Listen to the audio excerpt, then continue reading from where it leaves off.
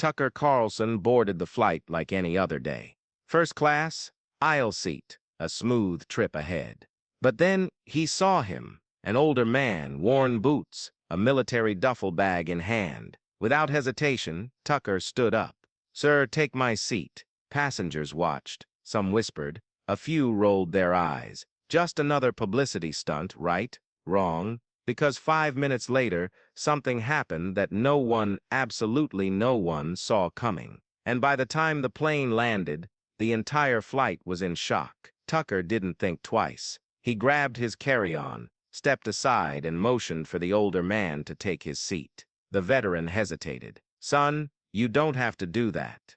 Tucker smiled. "I insist." A few passengers nearby watched with polite interest, but most barely noticed. Flight attendants carried on with their routine. The intercom crackled as the pilot announced the flight duration. The veteran finally nodded. "Well, all right, thank you." He adjusted his worn-out jacket, settled into the plush first-class seat, and exhaled deeply, as if he hadn't had a moment of real comfort in years. Tucker made his way down the aisle, looking for an empty spot in coach. A flight attendant approached, checking her tablet. "Mr. Carlson, we can find you another first-class seat." He shook his head.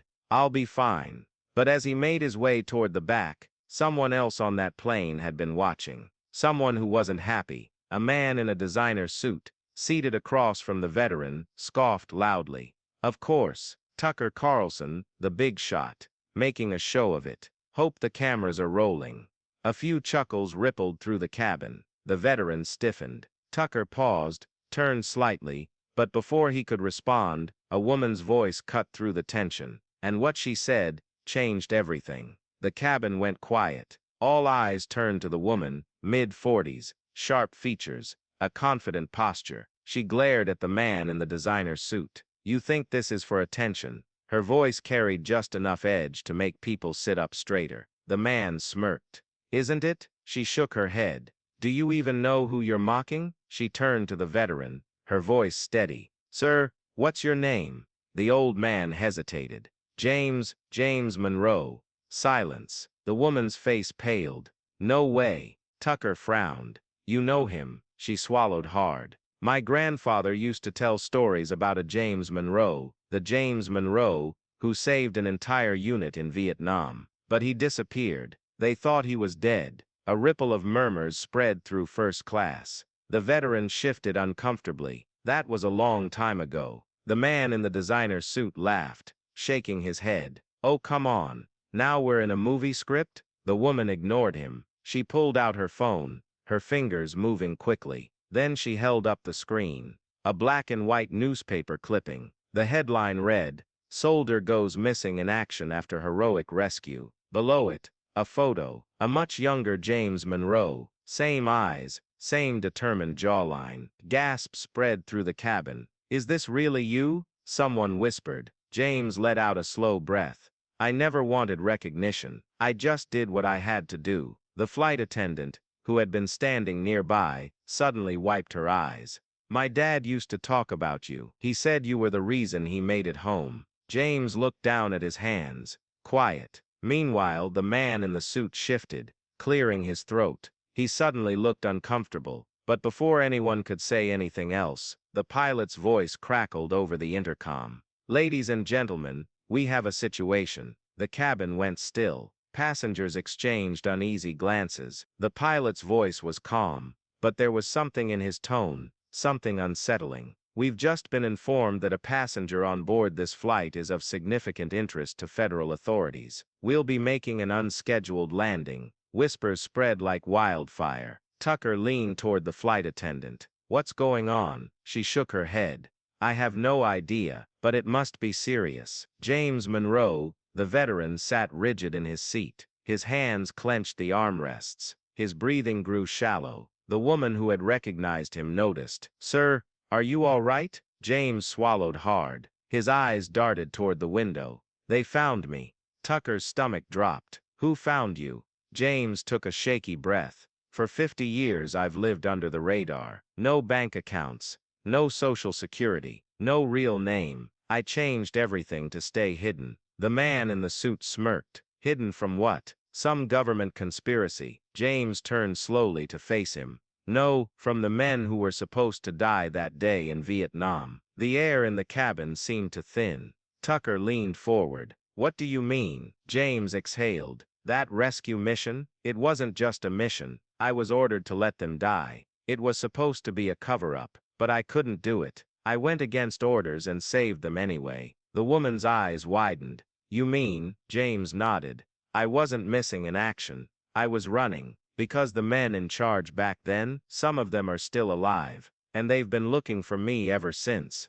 A heavy silence settled over first class. Tucker glanced toward the front of the plane. The flight attendants were whispering. One of them was on the phone. Then 2 rows ahead, someone stood up. A tall man, dark suit, no luggage. He had been silent the entire flight, and now his eyes were locked on James. The veteran's breath hitched. It's him, James whispered. The plane jolted slightly as it began its descent. The intercom chimed. Ladies and gentlemen, please return to your seats as we prepare to land. But Tucker didn't move. Neither did the man in the suit. Because in that moment, everyone knew. This flight wasn't going to end the way they expected. The man in the dark suit took a slow step forward. His face was unreadable, but his eyes never left James Monroe. Tucker tensed. Something about this guy felt wrong. James sat frozen, his fingers gripping the armrests so tight his knuckles turned white. His voice was barely a whisper.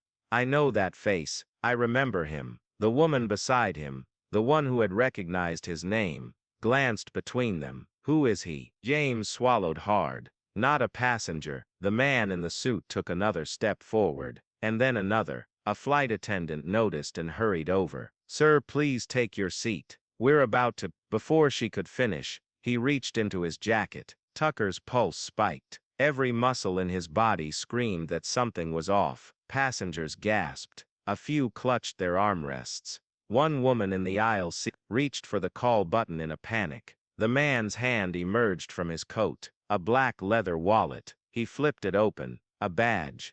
FBI. James Monroe, the agent said, his voice low, steady. We need to talk. James didn't move. His breath came out shaky. Tucker narrowed his eyes. Talk about what? The agent ignored him. We have orders to take you into custody upon landing. The woman next to James turned.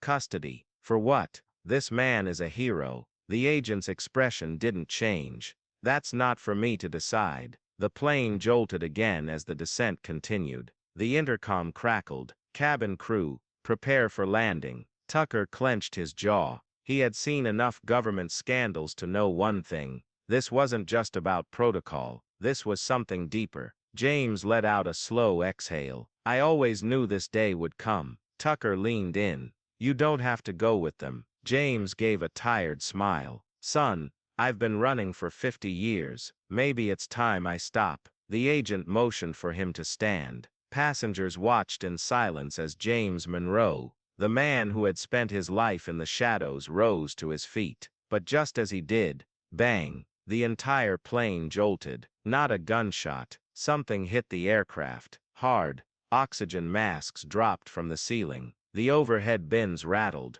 A baby started crying. Someone screamed. The pilot's voice came over the intercom. But this time it was frantic. Mayday! Mayday! We're under attack. Tucker grabbed onto the seat in front of him, his mind racing. James turned toward the window, his face drained of color. Outside in the darkening sky, a second aircraft was closing in. Small, fast, no commercial markings, and heading straight for them. Tucker barely had time to react before the plane lurched again. Oxygen masks swung wildly. A suitcase flew from an overhead bin. The agent's hand went to his waist. James grabbed Tucker's arm. His voice was urgent. This isn't the FBI. This is them. The flight was no longer about getting James Monroe into custody. Now it was about survival. But would anyone make it out alive? If you enjoyed this story, don't forget to hit that like button and subscribe for more content like this.